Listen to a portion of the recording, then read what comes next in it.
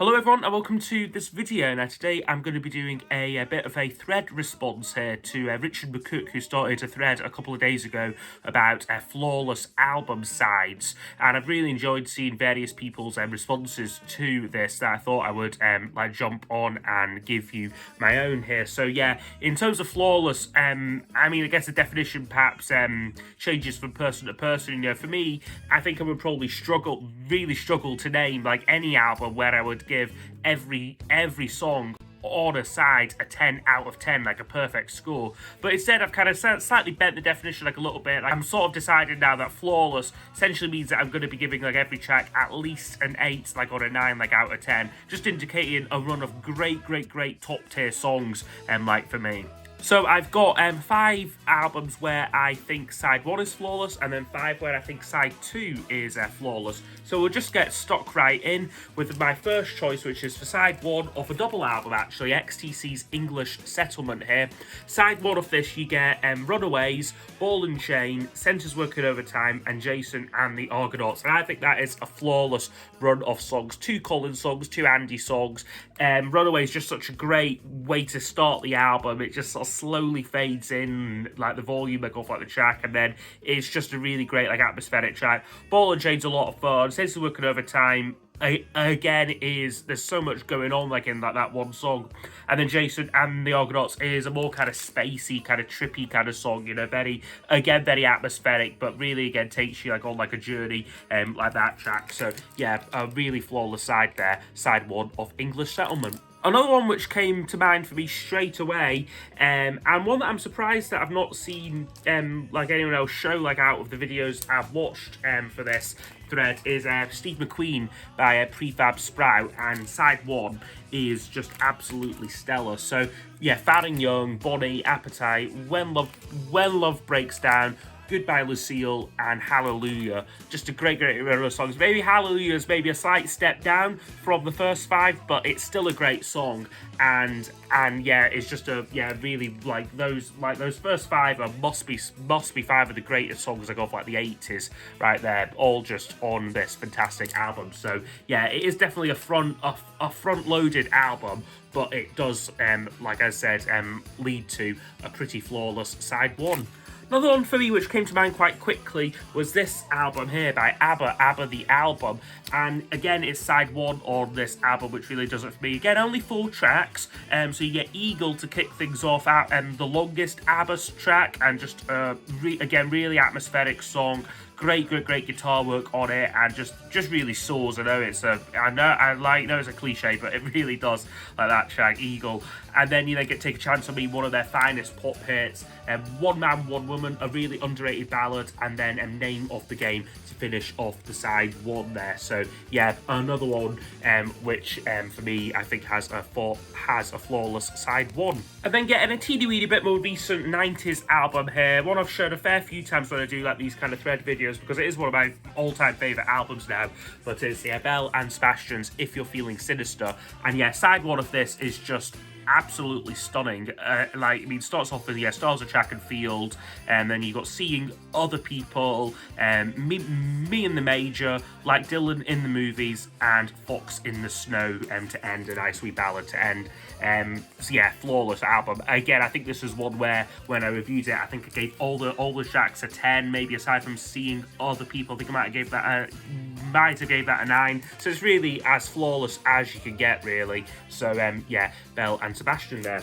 And then my last one for side 1, something maybe a little bit different, a more recent album, but a really good record here. And like again, it's side 1 which is really stand out for me. It's the DMAs. They're an Australian band, so sort of indie rock kind of feel to them, you know, a bit kind of Stone Roses-y sort of feel, but a lot more modern, kind of up-to-date kind of like sound. This was an album from 2020 called The Glow, and yeah, side 1 I just think is a great run of songs. 5 tracks, but all really good stuff from like Never Before, really great opener, just kind of, again, it's quite a slow opener, but really just opens up the album like really well, and like kind of like builds really nicely. You then got The Glow, a more immediate rocker. Silver, a great anthem. Life is a Game of Changing, which is this more kind of dancey song, but again, it shows them developing their sound a little bit and like works really well. And then you've got Criminals to finish. Again, another fantastic track. So like for me, I don't think this is an album like I've reviewed, but it would probably be one where I would be giving all those tracks at least a 9 out of 10. So yeah, DMAs and The Glow. Okay, and I now just realised I have actually miscounted here. I've actually got I've actually got 6 albums where it's side 1 and 4 where it's side 2. But it doesn't really matter. Like that wasn't really part of the thread. But anyway, yeah. So my last album where I prefer side 1 is actually one that Rob Walker showed when he did his video, but he talked about side 2 of it. So it's The Jam and All Mod Cons here, and like I would say personally that side 1 is the flawless side of All Mod Cons, which is a great album when like you can really argue over which side is the flawless side. For me, what lets down side 2 is Billy Hunt, which I never liked. I think is one of the Jam's worst songs personally, and that really lets down side 2. But then the rest of side 2, I would agree with Rob, is flawless. But side 1, you know, is just again a really great run of songs, starting with like All Mod Cons, very short, snappy opener, to Didn't We Have a Nice Time, like To Be Someone.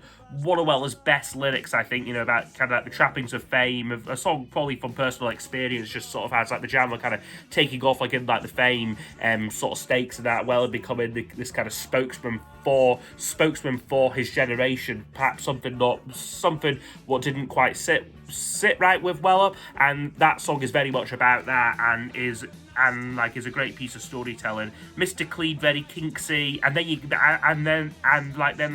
like a Kinks cover, which is David Watts, which is probably the reason I think maybe why Rob didn't have this, because it's a cover, it's Bruce Foxton singing it, but it's a good song, it's energetic, and like again, it's not one that I would ever really skip. And then to close off side 1, you get In the Crowd, one of the Jam's most epic songs. With again, it's about sort of like the mod culture, but then goes into this awesome kind of fade out with all these kind of swirling backwards guitars, very kind of psychedelic kind of Beatlesy sort of feel to it. Really great stuff. So yeah, The Jam and All Mod Cons, I would say side 1 is the flawless side of it. Okay, so now we're on to the 4 albums where I would pick out side 2 as the standout side. So I'll get starting with Elvis Costello and This Year's Model. Very similar to the Jam album, like in like many ways. I mean, both released like the same year, like in fact, but again, you know, probably someone else would argue that side 1 like is like the stronger side, but for me, side 2 just gets the edge on it for me. Starts off with Hand in Hand, a really underrated album cut there. Then you get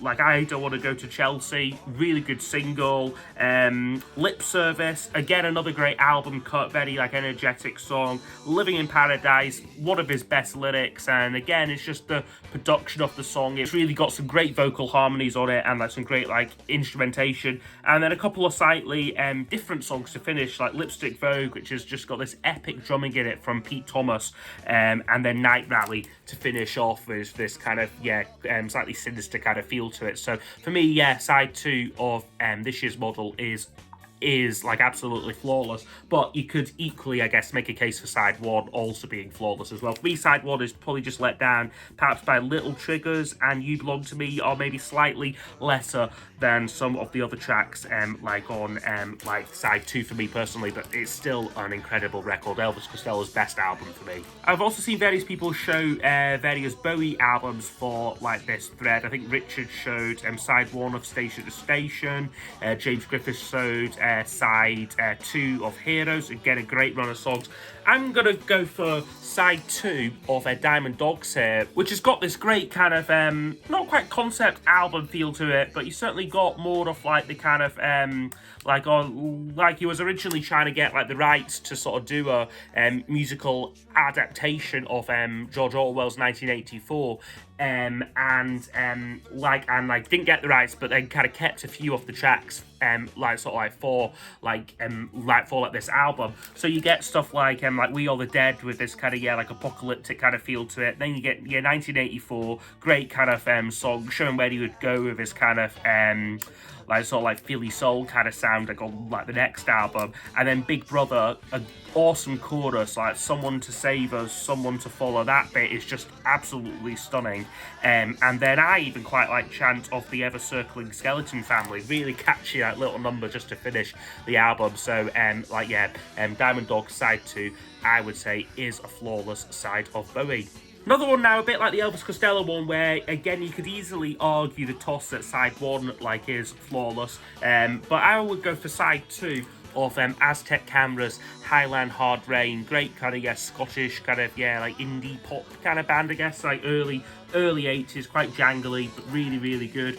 For me, I mean, like I guess probably most people would choose side 1 on this album, because it starts off with like Oblivious, which was their big hit from the album. You've got Walk Out to Winter, which was another single, and then We Could Send Letters closes off side 1, this awesome ballad. For me though, side 1's let down by the 2 other tracks, The Boy Wonders, which is okay, it's good, it's maybe just not, it's nothing spectacular, and The Bugle Sounds Again, which again falls into that camp.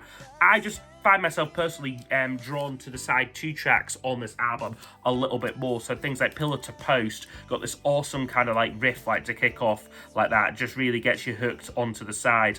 Release is a track which just really builds so well. Just starts off with Roddy Frame like just like on his own, and this awesome kind of quite jazzy, loungy kind of guitar, but then the track just builds and develops, and so like by the end it's kind of it turns into quite an angsty kind of song, and it's just awesome.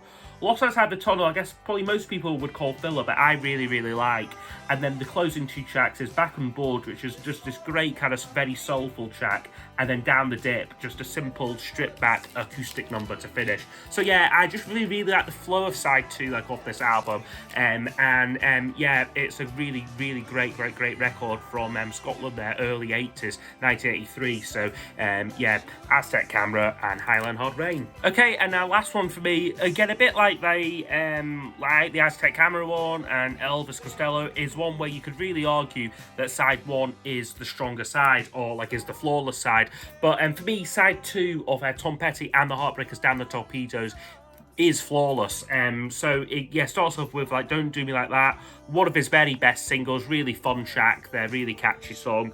You Tell Me is a gorgeous ballad, again one of his best, great vocal on it. Then you get like What Are You Doing in My Life, a frantic rocker, really great. And then Louisiana Rain, a real kind of epic, not quite country song, but it's got that kind of very like Americana sort of feel to it, a style that Tom Petty just absolutely like excels at. So for me, there's a lot of variety like on side 2, like through like those 4 songs, really just shows I guess how versatile Tom Petty was like as like an artist really, and that's why I think it is a flawless side of music. But I mean, side 1 is really good as well. It's just let down personally for me by Century City, which is the weakest track like on the album, but no, a great record and a flawless side 2. So yeah, that's me. I hope you have enjoyed like this video going through 10 albums, or like rather 10 sides of music, which I think are flawless. So yes, I hope you have enjoyed. Go check out Richard's like original video and like others who have made